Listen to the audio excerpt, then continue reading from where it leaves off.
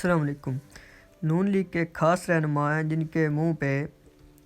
سفید داڑھی ہے، خوبصورت داڑھی ہے، اور وہ ایک تقریر کر رہے تھے اور تقریر میں وہ فرماتے ہیں